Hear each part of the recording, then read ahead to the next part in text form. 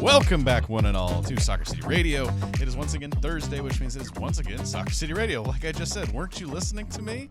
Does anybody listen to me?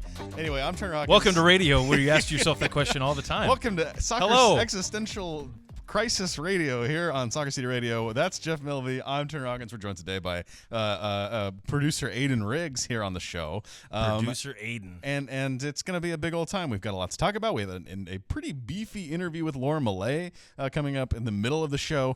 Jeff promised you an interview last week on the show. We came through. And we came through for you. We always come through for you when we can here on Soccer City Radio. And thankfully, we're all in the same room once again. Promises made, promises delivered most of the time. You know, I feel like we're hitting at least like a Cooperstown average on that. It's certainly mean? Above Cooperstown average. Like we're not batting 1,000, but it's going pretty well. Yeah, it's going pretty well. 500 or better. Yeah. Ted Williams, eat your heart out. Yeah, he's rolling in his grave. That's what everybody tunes in for, is the baseball talk on Soccer City. Here on Baseball City Radio. Believe it or not, we do actually have some soccer to talk about. One game each on the road for Louisville's professional teams this Derby weekend. Hopefully you all had a great Derby weekend and enjoyed the nice weather and celebrated with your friends and maybe even went to the track. And I hope you won some money if you did. And if you didn't, then join the club, buddy. But still, two games to talk about. We'll start with Saturday's game. We'll just go chronological. Saturday to Louisville City on the road for the first of 18 matchups with Detroit City this year. First of actually 4, to be fair. Yeah, but for anybody who doesn't, 4 is a lot. Four facing one team is a bunch of times. Twice as many as I want it to be. Yes. And the first one was on Saturday, Derby Day, pretty much Derby time also. Yeah, literally. And you could tell that the focus of the city of Louisville was elsewhere, because I don't think many of you probably noticed that Louisville City lost this one, Detroit City 2. Louisville City won in Hamtramck at Keyworth. 2 goals for Detroit, 1 an unfortunate own goal from Carlos Mogel. The Louisville City goal, a beautiful free kick from Jansen Wilson, who has now scored in 3 straight games, that is an encouraging sign to take from this one. But yeah, I mean, this one, it's always 3 straight USL games, to be clear. He did not score in the Open Cup game, but 3 straight United Soccer League competitions between the Prinks Tires USL Cup and the USL Championship regular season. That's right. We're still doing that bit. And yeah, just in general, it's always a weird one up in Hamtramck at Keyworth. That tiny little postage stamp of AstroTurf right next to the train tracks. Just, it seems like it's never really the beautiful game. It seems like it's almost an entirely different game when you go to Detroit City. Obviously a great atmosphere, and that was definitely on display as well up in Keyworth Stadium.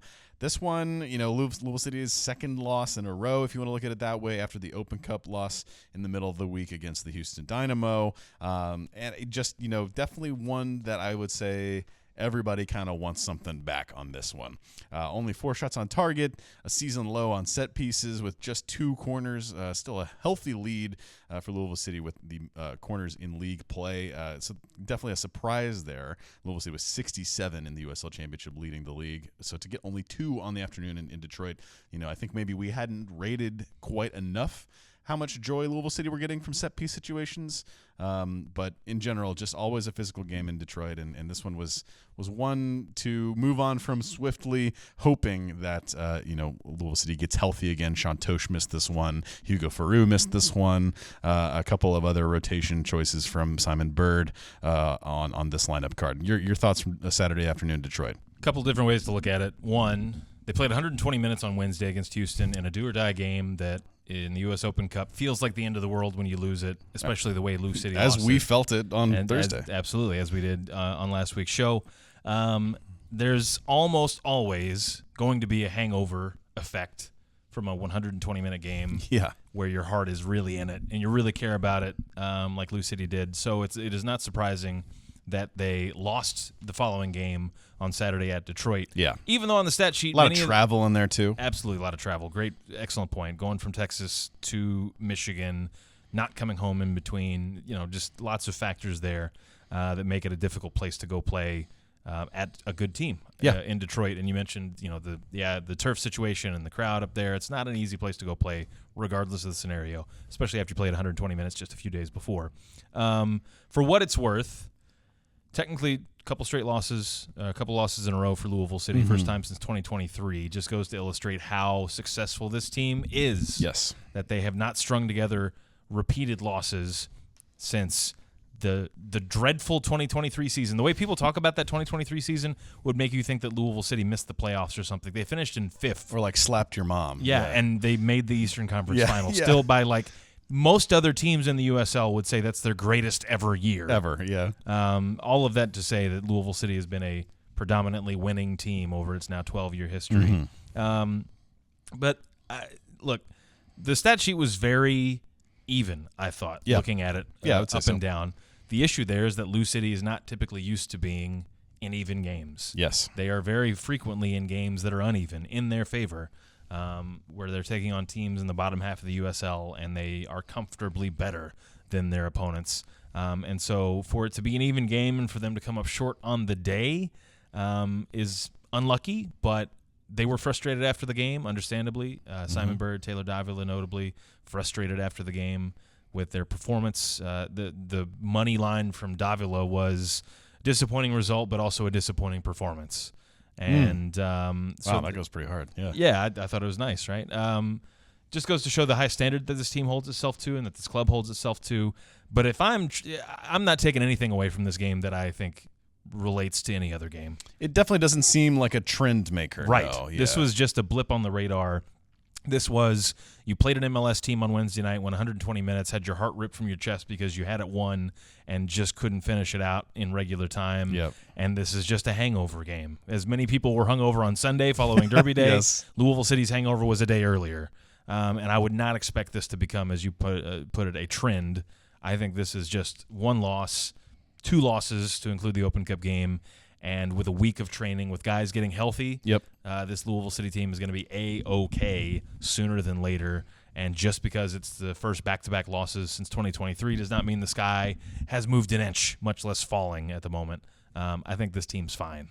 Couldn't agree more, and a quick opportunity to come back and prove that this Saturday at 7 o'clock at Lynn Family Stadium as the defending champs come to town. Pittsburgh Riverhounds, 7 o'clock, pups at the pitch, bring your dog. It's going to be a fun one. I think this is a great opportunity, and it's going to be an interesting matchup between two teams that definitely both need bounce-back wins. Pittsburgh having lost 1-0 to Phoenix at home last time at themselves. And it's shaping up to be a pretty interesting year in the Eastern Conference. 7 teams with 10 or more points already, the top 8 all within 8 points. That's 8 out of 13, by the way. So it's really like a pretty tight pack still, I would say. One win rather from one of those lower teams, or one loss from the higher seeded teams can really move things around somewhat. So they're calling the Eastern Conference the Beastern Conference. You're hearing it more the and East more. Is a beast. Yes. Right? Yeah. You've heard that. I have. And it's a completely original sort of play on words. Yeah. So anyway, the defending champs will be in town. The Riverhounds will be in town. Your Hound will be in Lynn Family Stadium, as it is pups at the pitch. And the Simon Birdsmen get a chance to recover quite quickly. I've really been saying Simon Birdsmen a lot the last couple weeks, and I've just sort of noticed it. But let's move on from that, because Racing Louisville played on Sunday as well. This one not during the Kentucky Derby, but both on CBS Sports Network, which is just an interesting note. Yeah. So both on national television, which is good. We love that. Unfortunately, this one was a second consecutive 1-0 loss for Racing Louisville. Another kind of extended road, or in Racing's case, train trip in the NWSL. I simply have to know how the train trip went before we talk about the soccer. Give me 30 seconds on the train. Yeah, literally the second time I've been on a train, on like a real honest-to-goodness train. Yeah. It was really fast. It was really fast. I wasn't there, but I've been on a train. Motion sickness could have been a thing for anybody who's afflicted by it. But altogether enjoyable. Okay. And a much easier way to travel than going through security at an airport, particularly you get a lot of space too, busy airport. Nice. A little more leg room. Yeah. The kids liked it. Good stuff. At least for a few minutes, and then they got bored, as one would expect. But yeah. It was great, I think, and the team seemed to enjoy it. There was some games happening. There was a Cards Against Humanity game happening somewhere that I heard. All right. So seemingly a fun trip for everyone. Just had wished for different results on either end of the trip. Indeed, yes. A 1-0 loss on either end for Racing Louisville on this one. A goal in the 16th minute from Jaden Shaw, the difference maker here. This one was a little bit tough. This one is a little bit harder to say is not a trend because these two things happened in a row. You still, all the same things hold true of Racing being a high-powered offense, a team that generates a lot of shots and opportunities. Not quite the case in this one. You still would back them to recover from that because, again, as long as we're talking about data and trends here, the data from this as a snapshot is not excellent to look at. But if you take it in the context of the 8 games that they played so far, I believe it's 8 games. Seven games that they played so far, overwhelmingly more of the time, and definitely at home, as they will be on Friday night at 6:30 against the league leaders Portland, you would definitely think that they are more likely to play the way that they normally play at home, which is a lot of that attacking style, a lot of those high-pressing opportunities, counterattacking chances, generating opportunities to score. So it's a heavy period of gameplay for Racing as the NWSL kind of packs a lot into May before taking June off for the Men's World Cup here on home soil. I don't know if you've heard about that or if that's the first time you're hearing about it. Where is it happening? I think it's in Canada somewhere. I'm not sure. Mexico too, I heard, right? Yeah, definitely not here. But yeah, so 5 out of 7 their next games at home. Finally, after 5 out of 7 of their first ones on the road, and quite a bit to come here in May. So it's still a lot to play for. Really looking for some more performances, especially from Racing Stars after this weekend, I would say. Can I make a quick complaint about that 5 of 7 point that you made? 5 of 7 on the road to open the season, albeit with a 2-week international break in the midst of that 5 of 7. True. However, the preceding 5 of 7, the 5 of 7 that are yet to come at home, are broken up by that month-long June World Cup break. Yeah. So it doesn't ever really feel for Racing like they're going to get a run of home games quite like they've had a run of road games to open the season. At least I anticipate that may be the feeling. We'll see how it comes. 3 of 4 at home in the month of May leading into June. That's pretty good. Will be pretty good. A pretty good home run for Racing Louisville, who are undefeated at home. We have to point out, albeit 2 games in. Don't forget it. Unbeaten at home, Racing Louisville. Lynn Family Stadium is the fortress, not just for the men. It is also for the women. Yeah.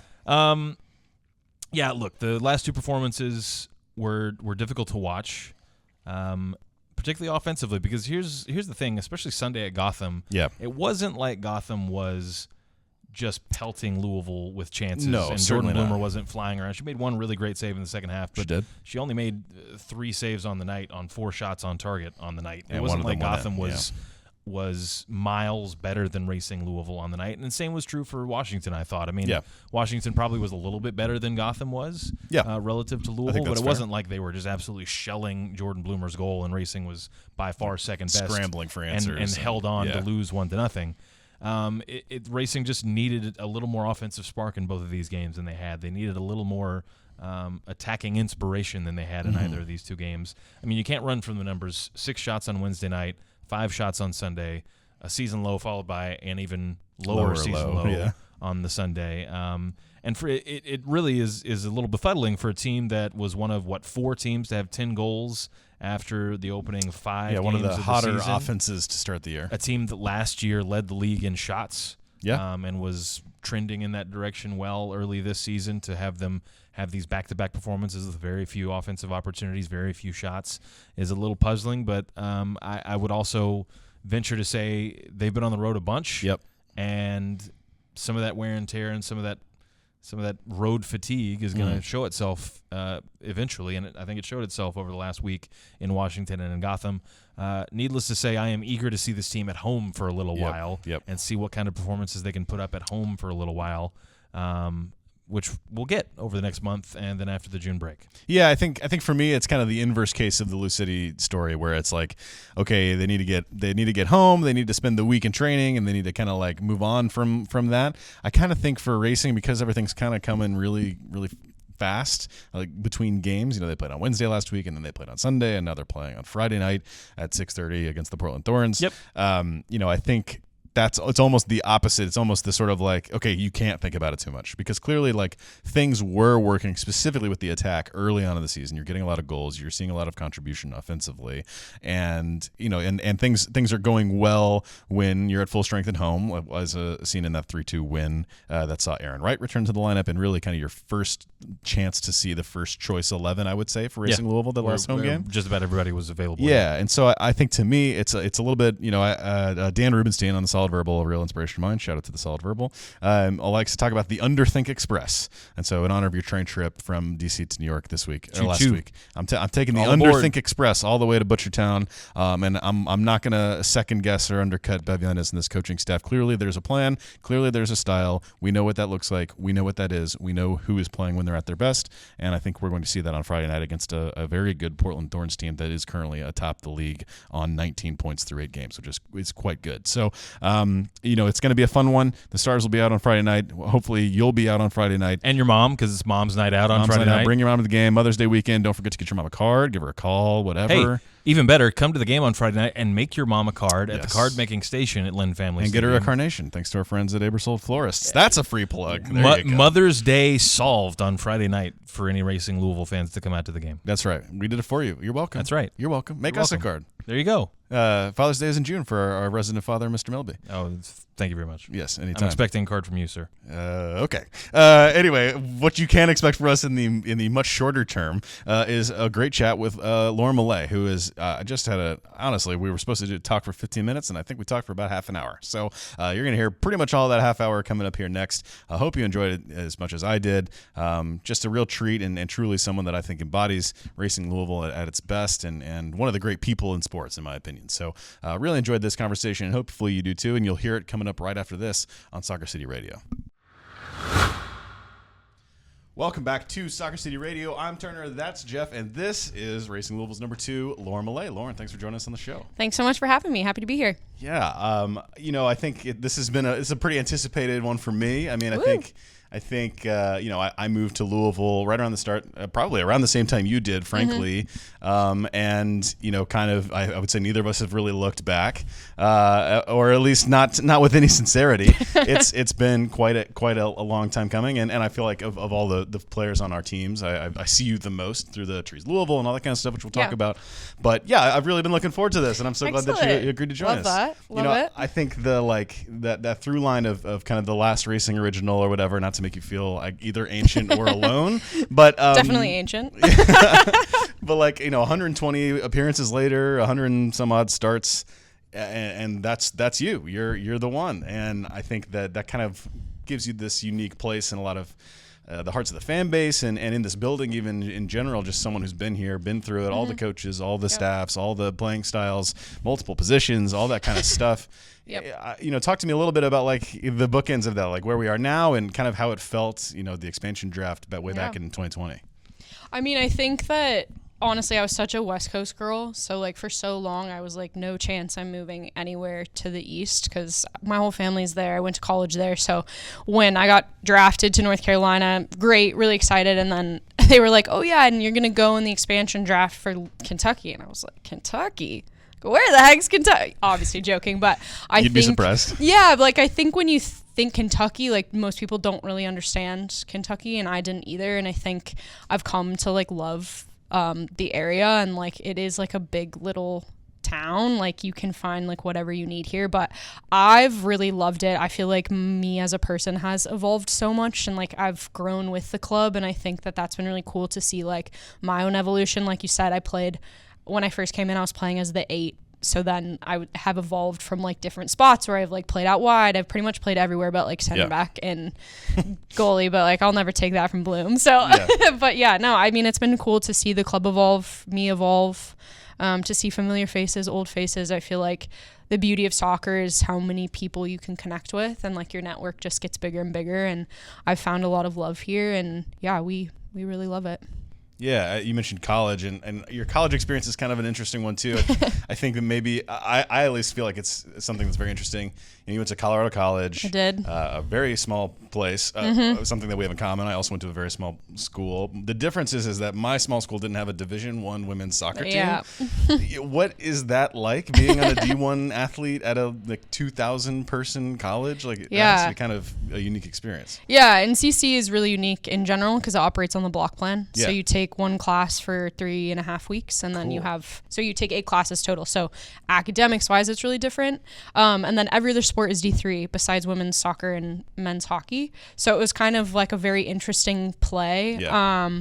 But I loved it. I mean, I'm a small town kid. Colorado College is so small town, so it wasn't different for me to go from small town Colorado to a small town Colorado school. And I felt like we played in the Mountain West and we were always the kind of underdog story. Like that's everyone kind of underestimated us. And I love that. That's like me to a T. Always kind of have that chip on your shoulder because no one expects a lot from you. So I really loved it. I think it's such a unique space and it was so fun to learn that way. And you're playing under like the most beautiful mountains of all time. So I loved it. I was close to home. So it was a really cool experience for sure. I think their website told me you were an English major. I was English with concentration in film because I really wanted to do sports journalism, but they didn't have the major. So I was like, I'll do something like close-ish, which is basically all that is, was just like trying to argue points because they're small classes, right? So none of the classes are over 30 people. So most of your like grade is based on participation. So if you don't participate, you're like gonna tank the class. Yeah. So you're just taught how to speak and argue and poke holes in your own argument, which is really fun actually. But watched a lot of Westerns, some old school movies. It was pretty, some of them are rough. We like sat through, one of them was like a 3-hour long silent film and I was like, no chance anyone loves this. Like no chance. Yeah, it's one of those things where it's like, this is important and cool, but things that are important and cool aren't always fun to be part of. Exactly, yeah, for sure. Yeah, no doubt. Yeah, I think that's really interesting. A sports journalism turn for Lauren Milliet, perhaps a future permanent fixture here on Soccer City Radio. I don't know. You never know. You're hearing it more and more. You are. I think to kind of keep going on your Colorado roots, obviously it's a place that means a lot to you and had a huge part of who you are now. That kind of era, your age group, frankly, like within a couple of years of you and your as well, really a kind of pretty crazy hotbed of women's soccer talent in particular. I think Lindsay Heaps, I have a few more written down, Janine as well, Janine Sonis. I think Allie Watt is a little bit younger than you. Sophia Wilson also a little bit younger than you. Yeah, we got some Jordan Baggett. Jordan Baggett, got some good Colorado girlies. So I have to imagine the kind of club, high school, just like all of just a competitive bloodbath. Is that a fair assumption? Like, what was that like? Did you ever play any of those? I know it's a big state, Yeah, no. So I live like 6.5, 7 hours from Denver. Yeah. So I'm more Western Slope. So I'm actually out west. That's like 3. That's like no time at all. Yeah, right? no, literally. I never really played in like the big club scene in Colorado. Like I played in New Mexico, so we would travel like 3 hours every weekend to play. So I played like my high school and club days in New Mexico. So like my landscape of Colorado soccer is so different because I actually didn't play at all there. And where we're at geographically is like not easy to access. So the only opportunities I had growing up were to leave. So I spent almost my entire like middle school to high school period not in Colorado. Like I was traveling to New Mexico. I mean, there were weekends where I was 15, 16 hours in a car because I was playing high school and club at the same time. So we would go play high school and then I would we would drive all the way to New Mexico. So I like a road trip, clearly, but I think that was, like it, I'm sure, yeah. I think that's why I'm so close to my family though, because we kind of all were in the same boat together. Like you miss so much growing up, but like they were always kind of the rock that allowed you to float in those spaces. So yeah, I don't know, like obviously it's very competitive and we always were like, oh, Real, but I played in New Mexico, so it's kind of like I have a bit of like Albuquerque roots too. So yeah. So you Hatch Chili, everything? Oh my gosh, okay. Hatch Chili. Yeah, there's like a few restaurants in Albuquerque that like will forever have my heart. But yeah, so a lot of that. And Durango is very much Southwestern influence. We're right on the border of the Four Corners, basically. So grew up kind of doing that type of stuff as well, of like very much a Southwestern influence. I feel like that really cuts against the grain of a lot of like sort of the common pop culture perception of Colorado. Obviously very like Denver, Eastern Slope, like very focused on that. Because that is frankly where most of the people are as well. 1,000,000%, yeah. But really interesting. I had no idea. Yeah, and it's pretty rural. Durango is, so it's a lot of farmlands. It's very like vast mountain. So like coming out of Durango, everyone was like, "You're absolutely nuts to play soccer,"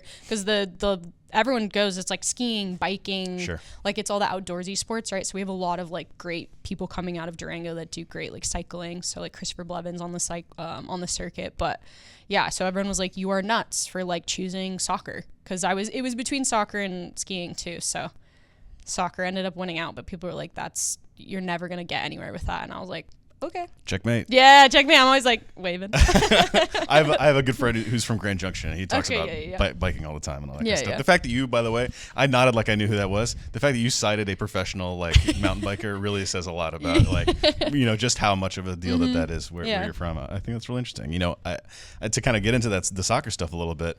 2 times you've played every minute available to you in a year. In 2024, you did slack off. You missed 1 whole minute, which I would be really peeved if that were me. But you seem like a more patient person than I. And I think even I was deep on the Colorado College history page. I was really trying to do my homework here. And I think you were in the top 3 in minutes all 4 years in college. Is that right too? Yeah, I only missed 1 game. So what's the Lauren Milliet secret to staying healthy and having being in fighting shape aside from avoiding games in Brazil? What's the secret there? Yeah.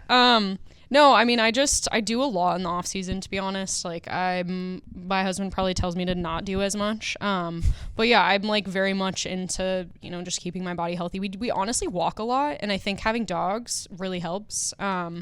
We are always trying to find places to walk here, but I walk a lot, lift a lot, eat healthy. I think when you're at this point in your career too, it's important that all of those things are checked off, because you can't burn the candle at both ends and expect to be really great for a really long time. So for me, I'm actually hyper focused, probably to the point of I shouldn't be, but it's really important to me that those things are managed so that I can do the best I can be on the field. To be overly generous to myself for a moment, we're very similar in age, and again, not a professional athlete. I am nowhere near your level of fitness, and I never have been or will be. I definitely can relate to the I'm not 19 anymore.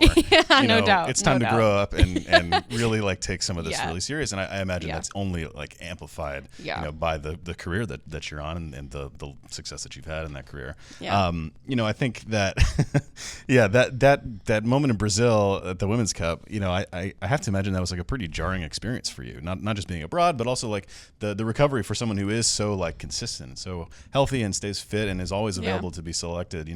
What was that process like for you? I'm always fascinated by the sports psychology of it all and how athletes recover from frankly traumatic experiences like that, where you aren't able to do the thing that you have been focused pretty much your whole life on doing. I'm so curious to hear about that process for you. Yeah, I mean it was crazy. I've never really had any type of injury even as a kid. I just didn't, that wasn't a thing for me. Had a few muscle things, but was never out for prolonged periods of time. So when I literally knew it immediately that I broke my collarbone. So it was because I heard the crack, I was tried to get up and run. I was I'll be fine. Wasn't. And then being in Brazil was just a hilarious experience from having to go in the ambulance and whatnot. But for me, it was I knew that I had a timeline that could potentially be back by a couple games to the end of the season. So that was kind of my headspace of I'm going to do as much as I can. And if I can help the team at all and we can make it to playoffs, then I'm going to be ready if they need me. So that was kind of I just hit the ground running with that. And I'm somebody that if you tell me there's a problem, I'm going to try to find any way to face it head on. I'll never be I don't really want to do that. And not running from the grind. No, never. And I actually love the grind. Same. Anything you know about me is I love it. I love the hard work and knowing you can get through something hard. But yeah, I mean, also for the first 4 weeks, I couldn't tie my own shoes. I couldn't put my hair up. So my mom came and was washing my hair in the sink, and I was Cam was putting all of my socks and shoes on because I couldn't. So I think that is also really important, having a community that you really rely. Bloom also hates feet. This is one thing you'll know about Bloom. Soccer Bloom, City Radio scoop right here. Yeah, scoop. Bloom hates feet, but she was putting my socks on, so that's how you know that was true love right there. That's a friend. True friendship. Yeah. So yeah, I mean, having a community was really helpful, and everyone was behind me. But I mean, it was tough. It was I think there was moments where I was this really sucks, and I didn't shy away from that either. And I think sometimes when those things happen, it's where's the light and where's this and that, and of course, but I think there's also moments that you can be this sucks, and I'm gonna sit in the suck, and I'm gonna feel all the things that are hard and hurt, and I'm not gonna shy away from those feelings either, because ignoring them or pushing past them then just blocks you from something else. So I was kind of just I know that this is hard, but there's gonna be moments that I'm gonna just have to deal with it, and it's gonna stink, and I'm just gonna get through it. So I think that was important for me too, is just valuing all my emotions on the spectrum, not just like, oh, I feel really good today, or like I'm hurting and like mentally I'm having a hard day, and like I was like, if I'm gonna cry, you'll all see it. Like there was no like hiding that. So I think that kind of helped me just like hurdle over some of that stuff. And yeah, it was rough, but she's good now. Clarence is moving and grooving. Got a big old bionic arm, so that's nice. Oh, I'm sorry. Clarence, the bionic arm? Like, yeah, what, Clarence is my collarbone's name. Okay. And then, I have like a big old metal rod in there, a couple of screws, so. Nice. Extra So good. TSA problems every week? You know what? Or? No, I'm good. I just walk straight through. Huh. They don't even know. I'm like Clark Kent. Wow. You'll never know. There you go. I think the through line, not just in this conversation, but in so many of the things, you're other times I've heard you talk to the media or just like hearing you, like, again, at some of these Trees Louisville things, like the through line to me has always been like, I'm going to do whatever it takes to show up for the people that need me, which you literally just said like 45 seconds ago. And kind of this like plug into like being there and being like feeling all the feelings. I think that's so like that's such a mature approach. Like I have such a great deal of respect for that, and I think that really kind of like to me embodies the whole Trees Louisville thing too, where it's like, okay, this is to me a very beautiful thing where it's like, oh, we're doing this, and these trees are gonna be here long after Lauren Milliet's very long career is going to be over. And in this place that you moved here sight unseen, you said yourself a minute ago that you never thought it would happen. Yep. I'm just I personally have really enjoyed that as like a way to kind of like be a little bit more grounded and rooted. Pun very much intended. I see what you did there. I do what I can. And in this community, which is also not like my hometown either.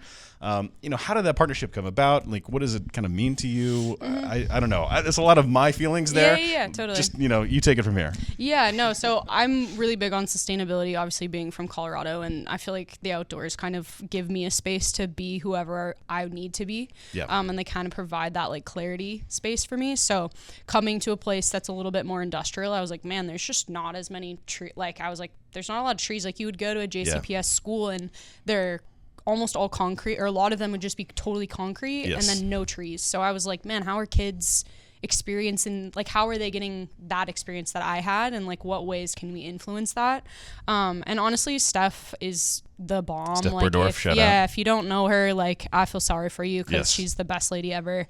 And she's so involved in our community, and like she was really great about connecting with Trees Louisville, who's obviously a nonprofit, really small, which I love too. Like everyone in it, how hard they work. Like Morgan you and see the gang. them, Morgan and the gang, and like you see them out, and like they're almost involved in like every market space, like trying to get everyone in our community access to trees and like access to information too. Because there's a lot of things like we obviously talk about like trees being good to plant or whatever, but what else they do, they kind of give that information as well of like noise pollution, like making streets safer. Like there's a lot that goes into those thought process. Ambient heat is my favorite Yeah, one. 1,000,000%. And like making the concrete jungles a little less jungly from the concrete perspective. So, and I just really value being able to get involved with community, because if I'm here, I might as well invest something, because I know how much the community here invests in us, and I felt like I have the time, like why not try to help as much as I can? And I hope that inspires other people. I obviously did the Lauren Holiday Award, and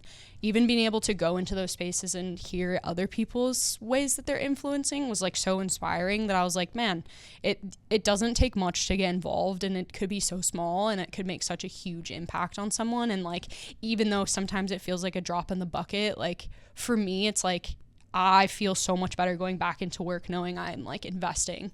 And I think sometimes it can be refreshing to like help your community or like volunteer, because then you come back into your space and like you're refreshed too. I think it's an easy way to like clear your mind sometimes of like some of the ish that goes on up there, Yeah, and it's good to for those of us that don't have like an outdoor job. It's just nice to touch a little grass every once in a while. Yeah, you gotta touch grass. Yeah, use a shovel. It's fun. Feels good. It's hard too, man. Like it is. God, they obviously have been. They take their auger out now. They like bought a piece of equipment, basically like digs the holes for you. But the first like 3 we did, which I'm pretty sure you were there. I was. You literally had to dig the hole yourself, and I'm telling you, it is so hard. Like it's really, literally all of us were like, holy smokes, like you guys, and they'd been doing that just by themselves for however many years, just trying to like help. And I think some of the, like the strongest, fittest people. Dude, I was like, holy smokes, like I thought I was fit, and then I was like dying. trying to plant these trees. So I think that is important too, of like putting that into the community is, I think, always important. Yeah, huge shout out to Trees Louisville. If you're not familiar, please go look them up right now. Rock. Absolutely fantastic. Or join us at an upcoming tree planting. Huge plug there. We'll talk a little bit more about soccer here. If that's okay. I mean, I would love to talk about trees and there's like symbolism forever. But you've been here for a long time, as we mentioned. 3 goals in regular season play. 2 of them in the same game, not that long ago. I think a lot of what I'm interested about with athletes is, like I've been saying, is very much like the mentality, the psychology, like what it's like up there, because it's just so different from what it's like in here, you know? And I just, in that moment, I had a great view of it. I'm sitting upstairs in the AV room, and I'm just like staring down the barrel of the angle of, we all know the one I'm talking about, the first goal from the Orlando game. And I'm just staring down the barrel of that angle, and I just watched it do its thing. Maybe one of the, easily top 3 best soccer ball hits I've ever seen in my life.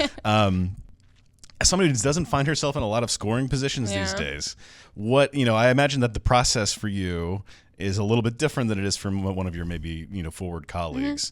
Like, can you just talk me through that moment? What are you thinking about? I know that you got asked this in the post game, but maybe you've had a chance to think about it a little bit. Yeah, I mean, I will say I was a midfielder in college, and for a really long time. You scored quite a few goals. Yeah, like I was actually like so it's not like completely foreign to me. Obviously, the past couple of years I've obviously been playing lower on the pitch. But sometimes in those moments, like for me, when I got the ball, I was like, I'm gonna hit this, and that was the only thought. Like I wasn't like, oh, is it gonna do? I literally was like, it was almost instant. And I think sometimes that's like, it was like a free flow state for me.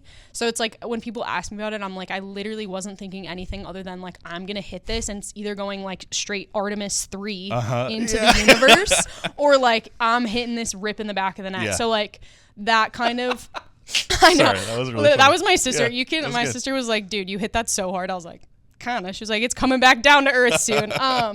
But yeah, so I think sometimes like, you just do stuff and you're like, wow, yeah, like I wasn't really like, oh my God. They kept sitting off you. I was like, what are they doing? Well, exactly. And I was like, okay, I could take a couple didn't really see much else, saw a lot of open space, and was like, I'm going to try my hand at it. And sometimes like that is just what soccer is just taking a risk and like knowing that you're good enough to do that. So yeah, I was pumped. I'm sure you could see my arms were like literally like behind my head. I was like flying so fast. It was awesome. Yeah, no, I mean, it was great to do that at home too, and have the fans there. It was pretty electric moment too. I'd say so. I'm gonna remember that one for a long time myself. Me too. Okay, got a couple of rapid fire ones that we ask everybody around here. All right, hit me. First one, number 2. What's the story? Honestly, nothing other. I was like 44 forever.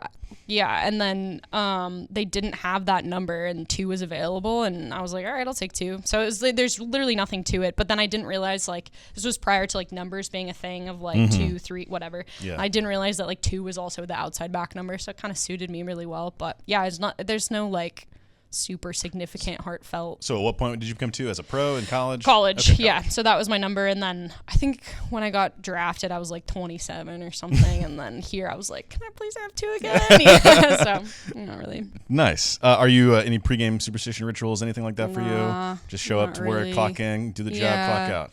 I mean, like, I'll eat like breakfast, but I've like kind of. It is the most important meal of the day. I'm hearing. You know what? Like, I kind of eat some stuff.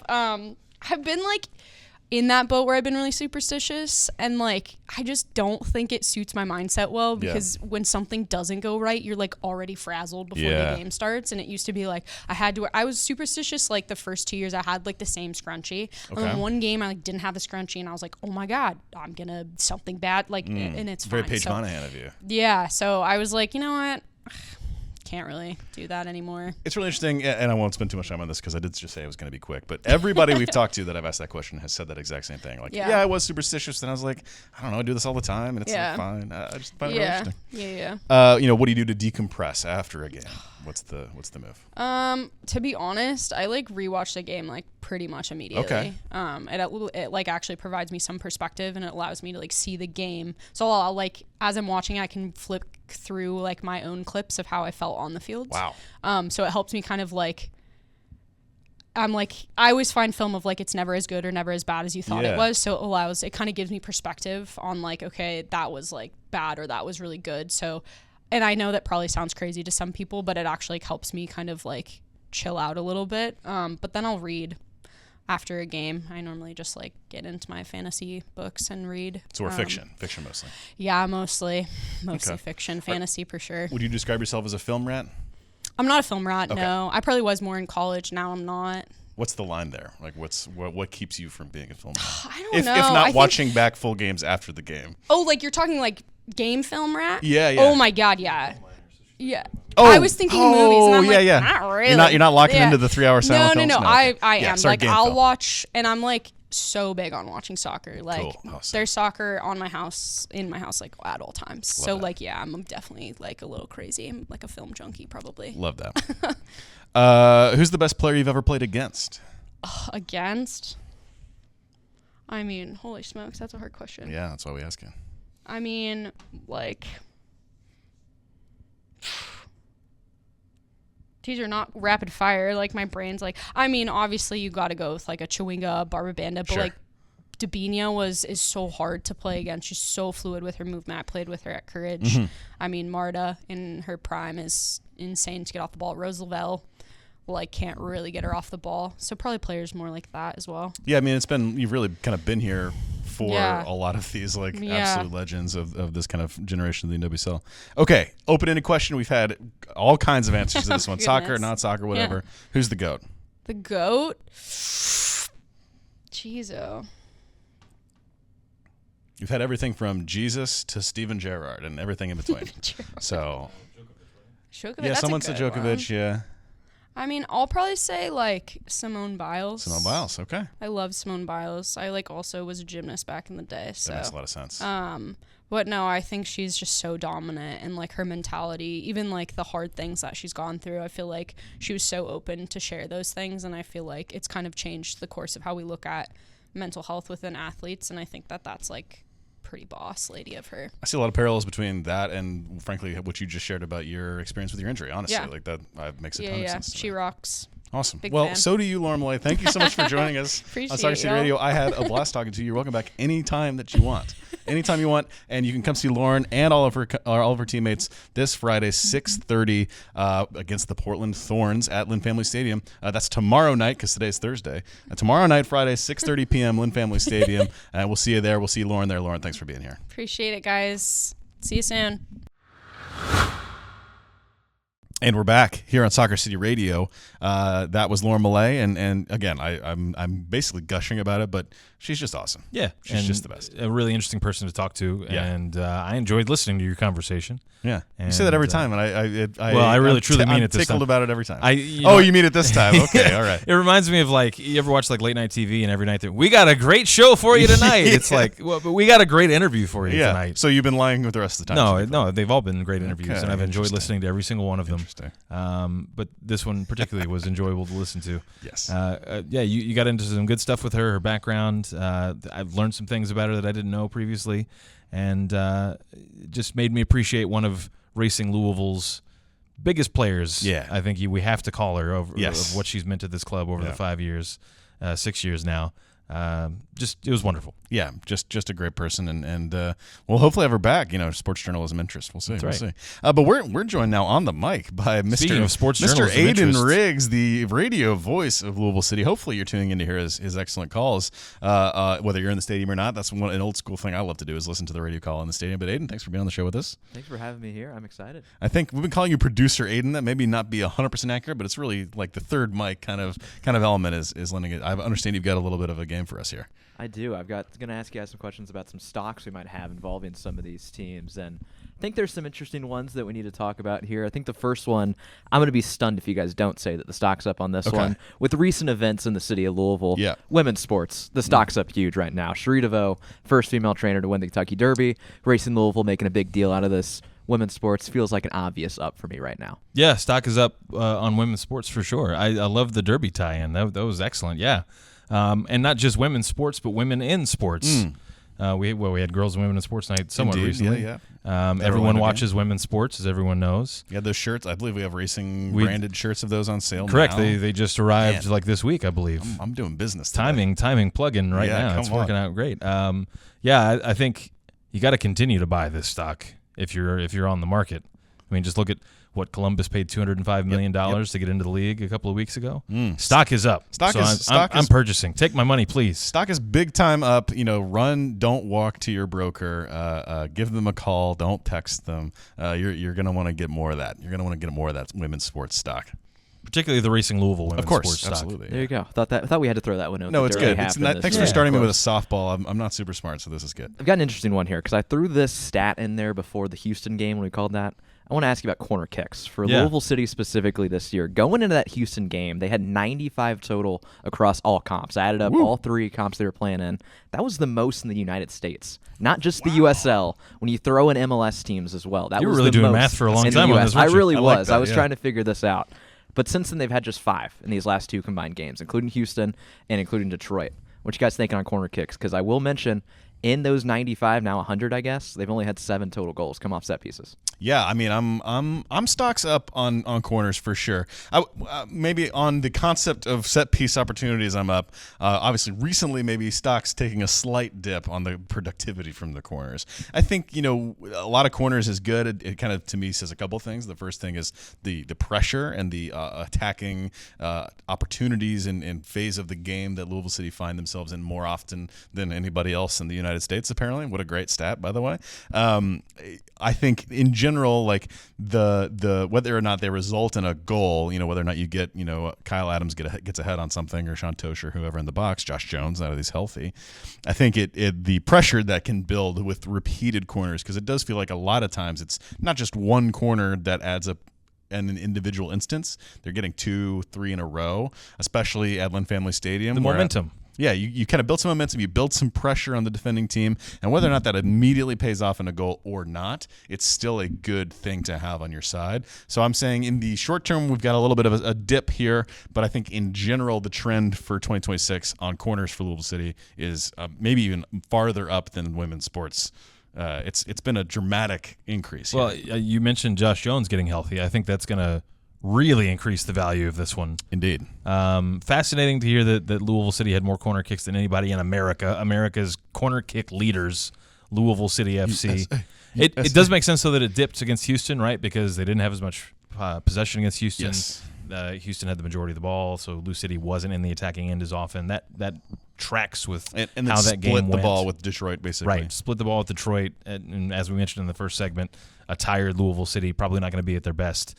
But yeah, I think that's one of the things that this team has made part of its identity over the last several years, and certainly the last 2 years now that Josh Jones has been a part of the fold. I mean, they took throw-ins and turned them into set pieces last year with Josh Jones taking the long throw. So stock is up. I think will continue to go up with both Josh Jones now playing and healthy, and Kev Lambert hopefully back on the field sometime soon. Both tall fellas Indeed. In the middle.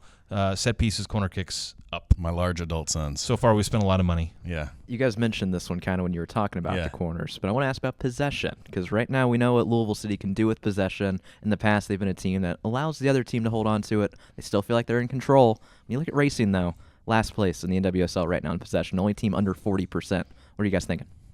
I'm selling possession. I don't want it. Yeah, I don't want like it. that. I don't want that stock at all. I don't want We're shorting possession. I don't want none of my options when it comes to possession.